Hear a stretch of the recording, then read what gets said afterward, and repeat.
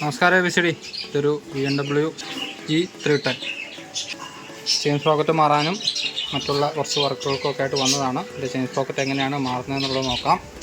കഴിഞ്ഞ ദിവസം ഞാനൊരു വീഡിയോ ഇട്ടിരുന്നു നമ്മുടെ അപ്പാച്ചി RR310ൻ്റെ. അതേപോലെ തന്നെ സെയിം സാധനങ്ങളൊക്കെ തന്നെയാണ് ഇതിനും വരുന്നത്. കുറച്ച് അതിനെ അപേക്ഷിച്ച് കുറച്ച് കാര്യങ്ങൾ നമുക്ക് കുറച്ച് അഴിച്ചാൽ മതി. ഈ വാഹനത്തിൻ്റെ ആ വണ്ടിയുടെ പോലെ തന്നെ സിങ്ങാമിൻ്റെ ക്യാപ്പ് ഉരുക, ഫ്രണ്ട് സോക്കറ്റ് കവറ്, ചെറിയ ഈ ചെയിൻ കവർ സെയിം തന്നെയാണ്, 5 അല്ലെങ്കിൽ തന്നെയാണ്.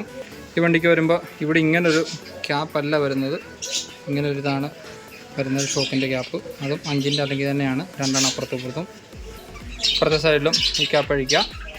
പിന്നെ സൈലൻസർ ഊരിയാലേ നമുക്ക് സിങ്ങാം പുറത്തോട്ട് ഊരിയെടുക്കാൻ പറ്റത്തുള്ളൂ. ഇതിൻ്റെ ചെയിൻപാടൊക്കെ മാറാനുണ്ട്. അപ്പാച്ചി RR310 ഇവിടെ ഒരു സെപ്പറേറ്റ് ക്ലാമ്പ് വെച്ചിട്ടായിരുന്നു ഈ സൈലൻസറിൻ്റെ ഈ സപ്പോർട്ട് പിടിപ്പിച്ചിരുന്നത്. ഇതിന്മേൽ തന്നെ മോൾഡാണ്. അതഴിക്കാനായിട്ട് നമുക്ക് ഇതിൻ്റെ ഇവിടുത്തെ ഈ 2 ബോൾട്ട് അഴിച്ച് കഴിഞ്ഞാൽ ഇത് നമുക്ക് ഊരിയെടുക്കാം. അപ്പം അങ്ങനെ നമുക്ക് സൈലൻസർ സിമ്പിളായിട്ട് ഊരിയെടുക്കാം. ആ വണ്ടിയുടെ അതേ സെയിം പ്രൊസീജിയറൊക്കെ തന്നെയാണ്.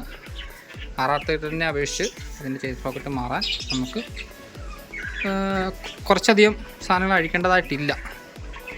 ഓക്കെ, പിന്നെ ബാക്കി അഴിച്ചതിന് ശേഷം ഇതിനും റോളോണ്ട ചെയിൻ സ്പ്രോക്കറ്റ് തന്നെയാണ് മേടിച്ചേക്കുന്നത്.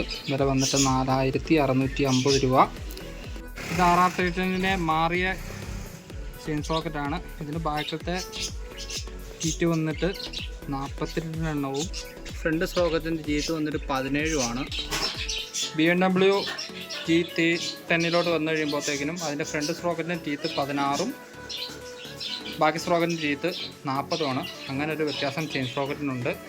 ഇതിൻ്റെ ഓയിൽ ഫിൽറ്ററും ഞാൻ മേടിച്ചിരിക്കുന്നത് RR310ൻ്റെയാണ്. വേറെ വ്യത്യാസമൊന്നുമില്ല, സെയിം ഓയിൽ ഫിൽറ്റർ തന്നെയാണ്. അതുപോലെ വീൽ ഡാമ്പറും RR310 തന്നെയാണ്, സെയിം ആണ്, വ്യത്യാസമൊന്നുമില്ല. സെയിം തന്നെ ഇത്രയും 3 എണ്ണം വരും. സൈലൻസറിൻ്റെ പാക്കിങ്ങും സെയിം ആണ്, 40 രൂപ. സ്പ്രോക്കറ്റ് ബെയറിങ്ങും അത് തന്നെയാണ്, 6205 357 രൂപ. ചെയിൻ പാടും TVSൻ്റെ തന്നെ ആണ് ഉപയോഗിക്കുന്നത്. വേറെ വ്യത്യാസങ്ങളൊന്നുമില്ല, സെയിം തന്നെയാണ്. ചെയിൻ സ്പ്രോക്കറ്റിൻ്റെ ടീത്തിൻ്റെ എണ്ണത്തിലാണ് ഒരു വ്യത്യാസം വരുന്നത്. RR310നെ അപേക്ഷിച്ച് നമുക്ക് ഈ വണ്ടിയിൽ എക്സ്ട്രാ ആയിട്ട് അഴിച്ചെടുക്കേണ്ടത് ഈ കോളർ സ്റ്റെപ്പുകൾ, റൈറ്റും ലെഫ്റ്റും കോളർ സ്റ്റെപ്പ്. അത് നമ്മുടെ ഈ സിങ്ങാമിൻ്റെ ഈ കവർ ഉൾപ്പെടെ കൂട്ടിയാണ് അത് സെറ്റ് ചെയ്തേക്കുന്നത്. നമുക്ക് അതുകൂടെ അഴിച്ചെടുത്ത് കഴിഞ്ഞാൽ സുഖമായിട്ട് നമുക്ക് സൈലൻസർ കാര്യങ്ങളൊക്കെ അഴിച്ചെടുക്കാൻ പറ്റത്തുള്ളൂ. ലെഫ്റ്റ് സൈഡിലെ ഈ ഹോൾഡർ സ്റ്റെപ്പ് നമുക്ക് അഴിച്ചെടുത്തില്ലെങ്കിലും കുഴപ്പമില്ല, അതവിടെ തന്നെ നിന്നോളും. പിന്നെ നമുക്ക് അഡീഷണലായിട്ട് ഈ RR-നെ അപേക്ഷിച്ച് ഇതിനഴിക്കേണ്ടത് ഈ സാരി ഗാർഡ്. നോർമലി അഴിക്കുന്ന പോലെ വീലിനട്ട് അഴിക്കുക.